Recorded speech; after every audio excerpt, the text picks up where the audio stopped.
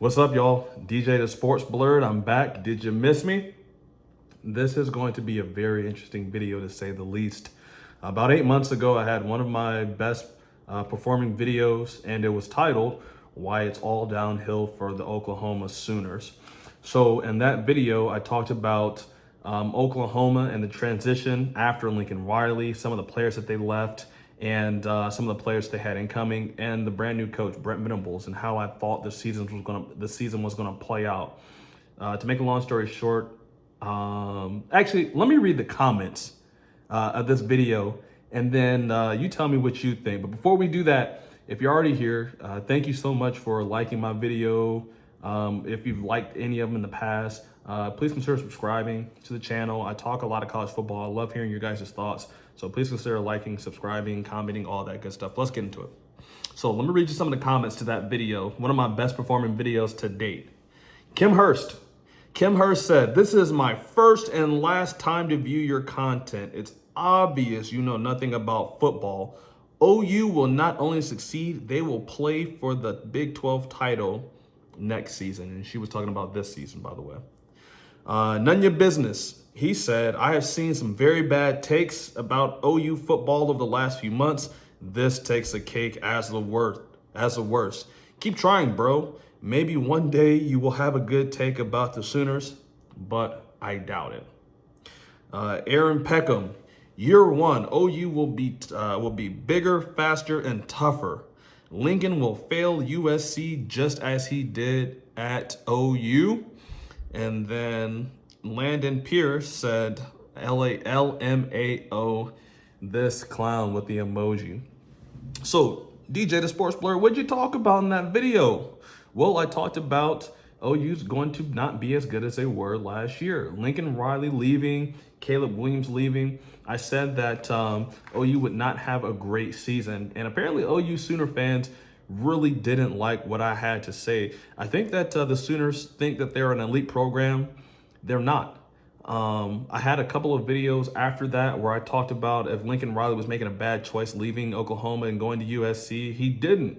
Oklahoma is not an elite program. The Sooner fans, they like to think of Oklahoma as, being on the same tier as an Ohio State, as a Georgia, as a Alabama, but they're not. They're in that tier below where you're at a very good program. You can still get very good players, but you're not elite. So let's talk about this season, guys, and why it's still all downhill for Oklahoma. The transition from head coach. Say what you want about Lincoln Riley. There's a reason why Bob Stoops handpicked Lincoln Riley. He knew that if he left Oklahoma, which was performing at a very high level, he knew that if he left it in Lincoln Riley's hands, it was going to be safe. Now, what he didn't anticipate is Lincoln Riley doing such a good job that he would be offered the USC job. So I don't think that Bob Stoops would have left the job for Lincoln Riley had he known he would have left a few years later. But that's just my 2 cents. Now, you go from Lincoln Riley to Brent Venables. Now, one thing I said in my last video is that Brent Venables was an unproven head coach, right? He's a really good coordinator. And I think at times you can be a good coordinator. You can be a good second guy, but when you're actually the guy, a lot of times it does not work out. So first time head coach, he's a defensive head coach. And I know a lot of Oklahoma fans really wanted to see that because Lincoln Riley's defense was not known for really stopping guys. I mean, they probably at best had a solid Big 12 defense. So you get Brent Venables in there. You know what he did at Clemson. He was performing very well. His defenses were always monsters. But he's a defensive coach. He doesn't know how to run the offense. And it's pretty obvious, too. One of the things about Lincoln Riley, again, say what you want, he was a quarterback guru, right? So under him, you had Baker Mayfield, won the Heisman. You also had Kyler Murray, won the Heisman. And those two went number one back-to-back in 2 consecutive years and won the Heisman back-to-back 2 consecutive years. Then he brought Jalen Hurts. Jalen Hurts was on his last leg at Alabama. Tua Tagovailoa had taken his spot. He was just kind of bouncing, and he was unproven, to be honest with you. And then he almost won the Heisman at Oklahoma. It's all because of the system and the offense that Lincoln Riley was running. And then after Jalen Hurts, you had Caleb Williams, and you already know what happened with him. So keep going. After Saturday's game, right? They have the Oklahoma Sooners have lost their last 2 games to Kansas State and to TCU. In those last 2 games, they put up 96 points. The opponents put up 96 points against Oklahoma. Now, first thing, if you're defensive head coach, if you can't have that. You really can't, especially if you're going to put your bread and butter on defense. However, one of the reasons why it was okay when Oklahoma was giving up points last year, the year before, and the year before that was because they could get into a shootout with anybody. It didn't really matter. Lincoln Riley had the offense to play with anybody, and they had the offense that could overcome putting up 100 points in 2 games, because if the opponent put up 100 points, Lincoln Riley probably would put up 110, 120 points. One of the things that I found interesting after the game Saturday, Brent Venables was asked what his team's if his team had an identity, and he said, I quote, "No, none whatsoever. We're 3rd through the season, and your head coach is saying that you have no identity." So, that's not really a great thing to hear. OU had some empty calorie wins to start this season. They beat UTEP. Again, who's UTEP? 45-13. They beat Kent State. Kent State's claim to fame this year is hanging in with Georgia. They beat them 33-3, and then they smoked Nebraska 49-14. After that Nebraska game, Coach Frost, Scott Frost for Nebraska, he was let go unceremoniously. So you had 3 really bad teams that you clobbered, right?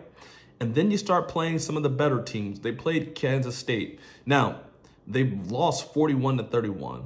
Kansas State had an answer for everything that Oklahoma was doing. And if you really watch that game, it wasn't that close. I mean, I thought Kansas State was the better of the 2 teams all night.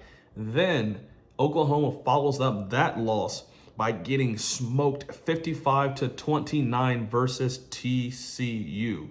In that Kansas State game, Kansas State put up 509 total yards of offense, and TCU had 479 yards of total offense. That's almost 1,000 yards within 2 games. Again, for a defensive coach or a coach who prides himself on defense, you cannot have that. Another reason I said that it was going to be downhill for Oklahoma was the quarterback play.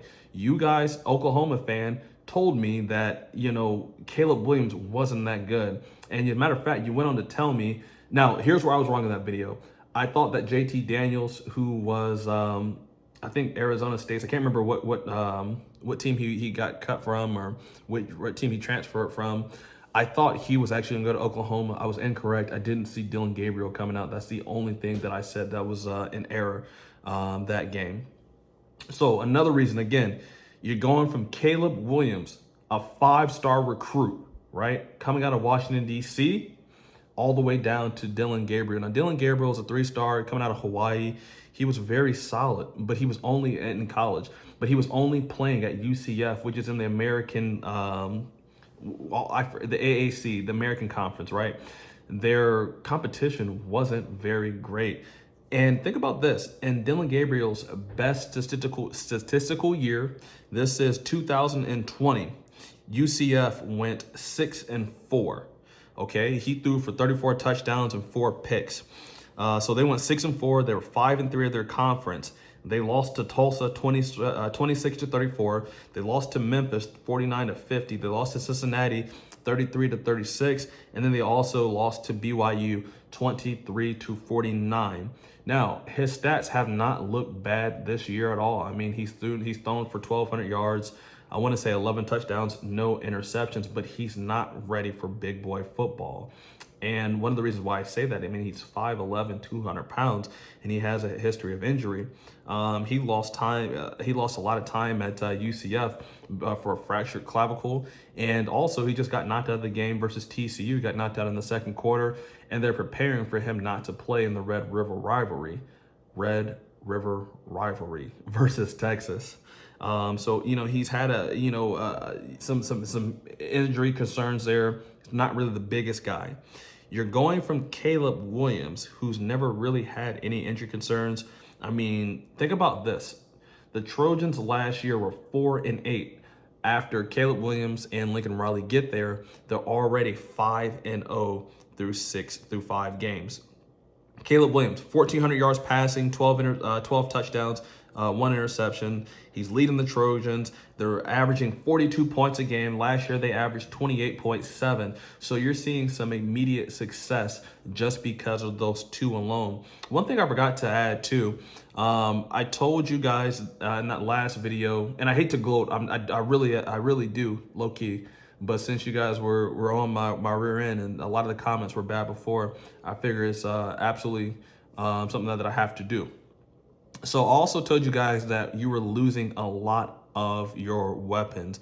Mario Williams, you guys have missed him. He's, I think, caught 18 balls for 266 yards and a couple touchdowns this year. You lost your 3 leaders, your 3 top sack leaders from last year. You lost your top leader in tackles. You lost your top leader in tackles for losses. You lost your top leader in interceptions. Some of that was guys going on to the next level. Some of that was also Lincoln Riley taking from the roster that was already there. So you're losing so much, and it was so crazy to hear Oklahoma fans think that they would just walk into the new year and be better. It made no sense to me. So, you know, when you guys were all in the comments, I didn't really understand it. So, you know, OU's coming off 2 tough losses, man, one being really bad. And I think that they can lose at least 3 more. So they have 5 games, Oklahoma does, that I think they could potentially lose. This Red River rivalry versus Texas. Now, they're favored by 3.5 points. But think about this. They were favored by 13 when they lost to Kansas State. So I think they can lose that Texas game. I think they will lose versus Kansas. I think they will lose versus Baylor. I think they will lose versus Oklahoma State. And I think they can lose against Texas Tech. So you have potential to lose up to 7 games this year. Again, and I don't think that's out the realm of possibility. So this was a video that I wanted to make. I was just being kind of petty. But I'm serious. I mean, I was right about a lot of these things that you guys called me out on. A lot of the things that you guys said I was a clown for. A lot of the things that you guys said I was dumb for. You guys really were crazy in those comments. But look at you now. I'm a Ohio State fan. We're good over here. What about OU? Nah, and I don't think it's going to get any better anytime soon. I appreciate you guys. If you've made it this far, please consider, again, liking, comment, subscribing, all that. Tell me where I was right. Tell me where I was wrong. If you're an Oklahoma fan that called me out in my comments before, tell me. Call me out again. I'll try to respond back to every comment. So if you were man enough to read me in the comments before, go ahead and get me again now. Have a good one, guys. I'm sorry I can't talk. It's late. Love y'all.